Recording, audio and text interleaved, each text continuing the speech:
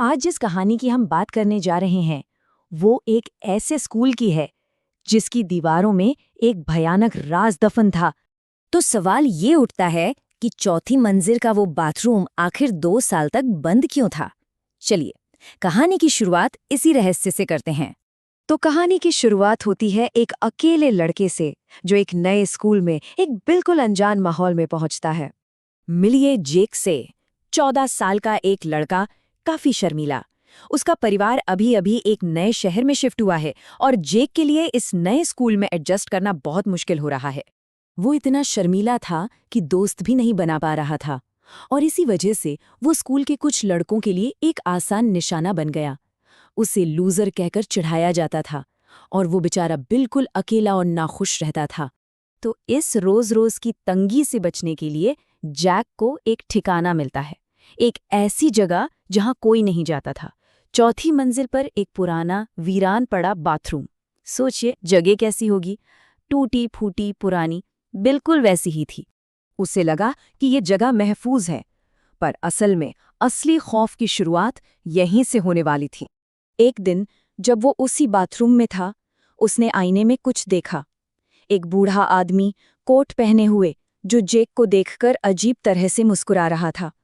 जेक ने पलटकर देखा तो पीछे कोई नहीं था। वो इतना डर गया कि वहां से सीधा भाग निकला। लेकिन ये डर सिर्फ बाथरूम तक ही नहीं रहा। उसी दिन बाद में जब जेक स्कूल से निकल रहा था, उसने उसी आदमी को चौथी मंजिल की बालकनी से हाथ हिलाते हुए देखा, वो ही भयानक मुस्कान। और फिर ये सिर्फ दिखने तक सीमित नहीं रहा। बहुत जल्द ये डरावनी मुलाकातें एक हिंसक मोड़ लेने वाली थीं। क्लास चल रही थी और अचानक जेक को एक आवाज सुनाई दी, एक फुसफुसाहट। कोई कह रहा था, मारो उसे, तुम्हें उसे मारना चाहिए।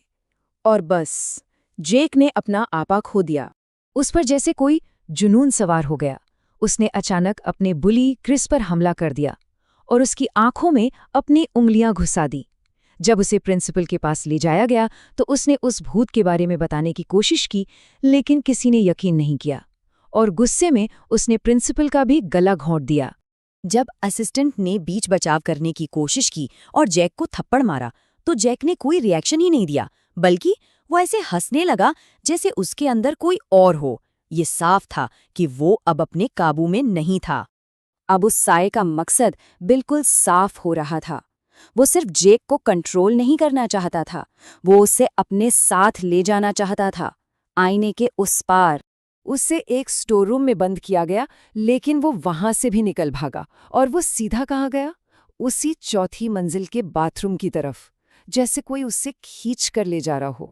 जब तक जेक के पिता स्कूल पहुंचे, उन्होंने एक ऐसा मंजर देखा जिसे वो कभी नहीं भूल सकते। जेक का शरीर आधा बाथरूम के आईने के अंदर था और कोई चीज उसे पूरी ताकत से अंदर खींच रही थी। जेक को बचा तो लिया गया, पर वो बेहोश हो चुका था। और तब प्रिंसिपल के असिस्टेंट ने हिम्मत करके उस बाथरूम से जुड़ा भयानक राज सबको बताया। वो साया जो जेक को परेशान कर रहा था, वो कोई और नहीं बल्कि स्कूल का पुराना प्रिंसिपल था, प्रिंसिपल रॉजर। वही प्रिंसिपल जिसे 2 साल पहले पुलिस ने उसी बाथरूम में मार गिराया था। तो हुआ ये था कि करीब 2 साल पहले स्कूल के सबसे सीधे साधे मासूम बच्चे एक एक करके गायब होने लगे थे। किसी को कुछ पता ही नहीं चल रहा था। फिर एक दिन प्रिंसिपल रजर को उसी चौथी मंजिल के बाथरूम में रंगे हाथों पकड़ा गया। पुलिस ने उसे मौके पर ही मार डाला और हाल ही में जब रेनोवेशन के लिए उस सील किए हुए बाथरूम को दोबारा खोला गया तो रजर की आत्मा भी आज़ाद हो गई। लेकिन असली भयानक सच तो अब सामने आया। असिस्टेंट ने बताया कि रजर सिर्फ एक कातिल नहीं था, वो एक आदमखोर था। वो मासूम बच्चों को बहला फुसलाकर उस बाथरूम में लाता, उन्हें मारता और फिर उनका मांस खाता था। और उसकी वही बुरी आत्मा उस आईने में कैद हो गई थी। पूरे 2 साल तक चौथी मंजिल के उस बाथरूम को सील करके रखा गया था ताकि ये भयानक राज दफन रहे। लेकिन एक छोटी सी गलती, रेनोवेशन के फैसले ने उस खौफ को फिर से जिंदा कर दिया। इस सच के सामने आने के बाद स्कूल ने तुरंत कड़े कदम उठाए ताकि ऐसी भयानक घटना दोबारा कभी न हो। तो क्या हुआ? पूरी चौथी मंजिल की आध्यात्मिक शुद्धि करवाई गई। उस बाथरूम को इस बार हमेशा हमेशा के लिए सील कर दिया गया और अब चौथी मंजिल पर किसी को भी जाने की इजाजत नहीं है। जेक के पिता ने भी फौरन उसका स्कूल बदलवा दिया। स्कूल तो बदल गया, पर जेक के मन पर जो घाव लगा है ना, वो शायद कभी नहीं भरेगा। तो ये कहानी हमें सोचने पर मजबूर करती है कि जिन जगहों को हम भूल जाते हैं या नज़रअंदाज कर देते हैं, वहाँ कौन सी बुराई छुपी हो सकती है। कुछ दरवाजे शायद हमेशा के लिए बंद ही रहें तो बेहतर है।